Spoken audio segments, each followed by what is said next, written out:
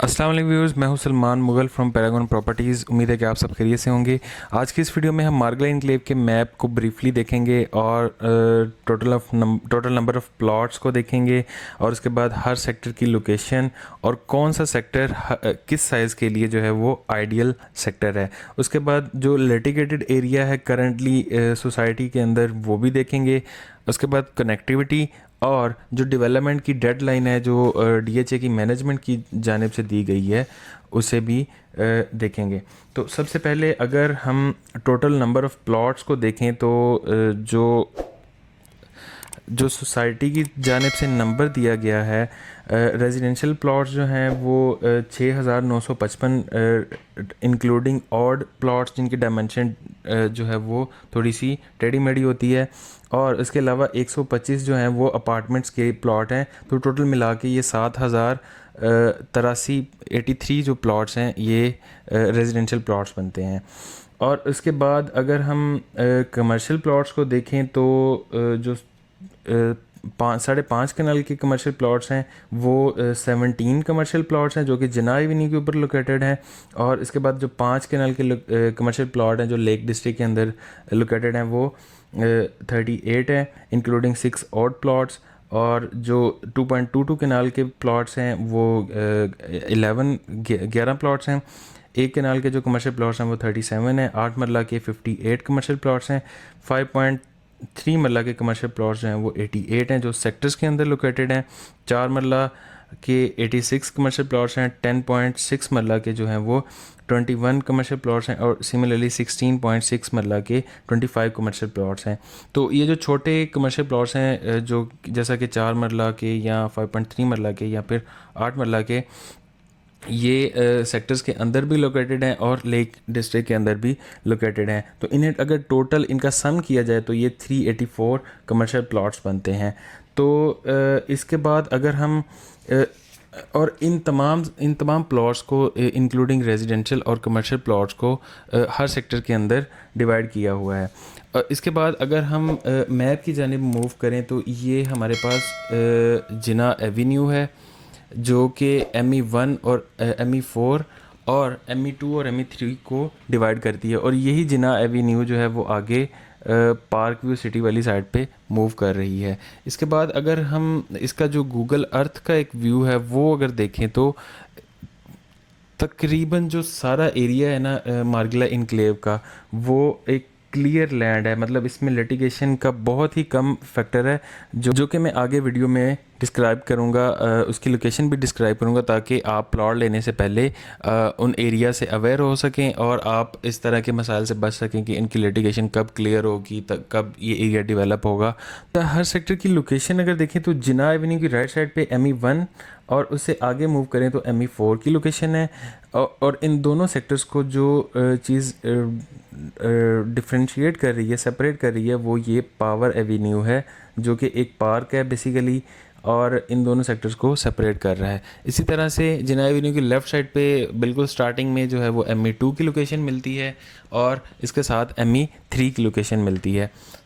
इसके बाद अगर मैं कनेक्टिविटी की बात करें जो कि जिसका तज़किरा करना भी इम्पॉर्टेंट है, करंटली जो है कनेक्टिविटी जिना एवेन्यू के थ्रू है।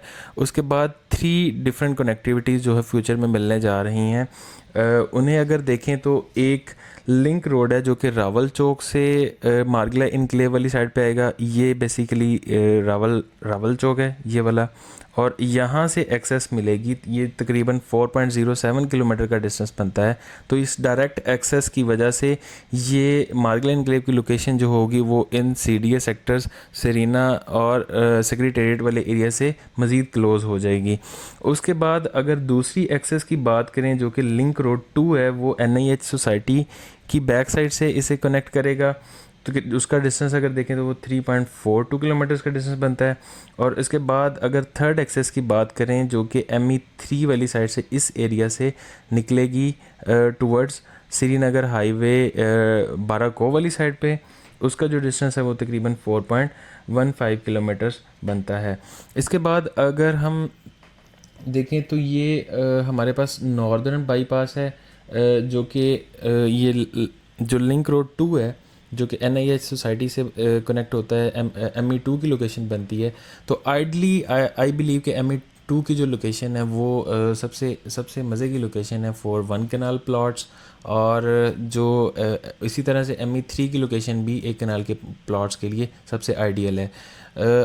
ME1 के अंदर या ME4 के अंदर जो कनाल के प्लॉट्स हैं वो बेसिकली उनका व्यू ब्लॉक हो जाएगा in future due to these commercial high rise commercial plots. तो for one canal I would consider ME2 and ME3 के ये वाले प्लॉट्स। अच्छा, अगर हम 5 मरला और 10 मरला के प्लॉट्स की बात करें तो ME4 के अंदर जो 5 मरला और 10 मरला के रेजिडेंशियल प्लॉट्स हैं वो सबसे आइडियल हैं, बिकॉज़ उनका जो व्यू है वो ब्लॉक नहीं हो रहा इन कमर्शियल प्लॉट्स की वजह से। ME1 के अंदर जब ये कमर्शियल प्लॉट्स बनेंगे, ये चूँकि हाई राइज कमर्शियल्स होंगे, GR+12 या GR+16 18 जो भी बायलॉज होंगे यहाँ पे, तो उनकी वजह से इन तमाम प्लॉट्स का व्यू जो है वो ब्लॉक हो जाएगा। तो ME4 के जो प्लॉट्स हैं 5 मरला और 10 मरला के, जो कि बोटैनिकल गार्डन फेसिंग होंगे, वो इंतहाई मज़े की लोकेशन होगी।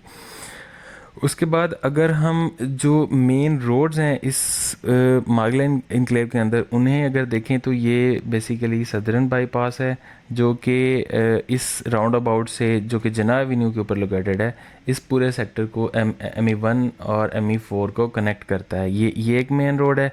और देन जिन्ना एवेन्यू से भी यहाँ पे एक्सेस ली जा सकती है।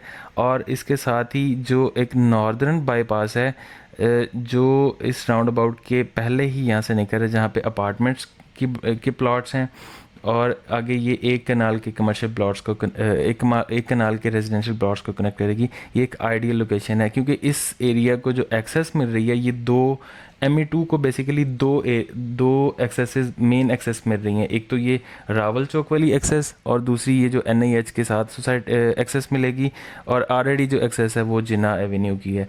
तो ये इंतहाई एक आइडियल लोकेशन है। और सेकेंडली इसका जो व्यू है, जो कॉर्नर के प्लॉट्स हैं या फिर स्ट्रीट 1 स्ट्रीट 2 के जो बोटैनिकल गार्डन फेसिंग प्लॉट्स हैं, इनका व्यू भी बहुत मज़े का व्यू है।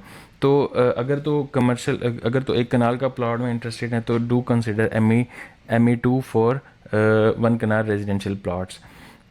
बाकी 10 मरला के प्लॉट्स के लिए जो है वो मैंने आपको, और 5 मरला के प्लॉट्स के लिए भी बेस्ट लोकेशन गाइड कर दी हैं। अच्छा, अब अगर हम लिटिगेशन वाला एरिया देखें, जो कि करंटली आबादी थोड़ी बहुत इस जगह पे ऑलरेडी मौजूद है, वो ME3 का कुछ एरिया बनता है, और ME4 का जहाँ पे अपार्टमेंट्स और पब्लिक बिल्डिंग की लोकेशन है वहाँ पे ये एरिया लिटिगेटेड है। ME3 के अंदर जो एरिया करंटली लिटिगेशन में आता है, उसकी अगर मैं आपको स्ट्रीट्स बताऊं तो street number 49, street 52, street 53, street 56 और स्ट्रीट नंबर 60, यहाँ पे अभी आबादी जो है वो आपको देखने में मिलेगी। इसके बाद ME4 के अंदर ये वाला एरिया, यहाँ पे अभी घर जो है वो बने हुए हैं, बट सोसाइटी जो है वो इनके साथ in the process of negotiation, और उम्मीद है कि आने वाले दिनों में सोसाइटी इन्हें कंपनसेट करके किसी दूसरी जगह पे मूव कर देगी। तो इसके बाद अगर हम डेवलपमेंट की डेडलाइन की बात करें तो ME2 और ME3 और लेक डिस्ट्रिक्ट की जो डेडलाइन है वो 14 अगस्त 2025 की है। और इसके बाद जो ME1 और ME4 की डेडलाइन है डेवलपमेंट की और पोजेशन की, वो 31 दिसंबर 2025 है, जो कि सोसाइटी ने रिसेंटली जो बैलेटिंग का इवेंट हुआ है उसके अंदर इसकी अनाउंसमेंट की है। तो अगर तो ऐसा हो जाता है कि और ये डेवलप इतने एरिया इतने शॉर्ट टाइम के अंदर कर देते हैं और पोजीशन मिल जाती है, तो इस हाउसिंग प्रोजेक्ट को बहुत ही अच्छा बूस्ट जो है वो देखने को मिलेगा। और इनकी जो वैल्यूएशन है वो due to its closest connectivity to CDA sectors, Serena hotel और जो सेक्रेटेरिएट है, तो उस वजह से इसकी जो वैल्यूएशन है वो काफ़ी ज़्यादा हो जाएगी। तो अगर तो आप मार्गलन इनक्लेव के अंदर प्लॉट लेने में इंटरेस्टेड हैं, या फिर आपके पास ऑलरेडी प्लॉट मौजूद है और आप इसे सेल करना चाहते हैं, तो दिए गए नंबर पर रब्ता कर सकते हैं। आई विल ट्राई कि I will get you the best offer. Then अगर वीडियो पसंद आए तो लाइक करें, कोई क्यूरी हो तो कमेंट में मेंशन कर दें, या फिर मेरे नंबर पर रब्ता कर सकते हैं और चैनल को सब्सक्राइब करना मत भूलिएगा। तो सलमान मुग़ल को दीजिए इजाज़त, अंटिल नेक्स्ट वीडियो।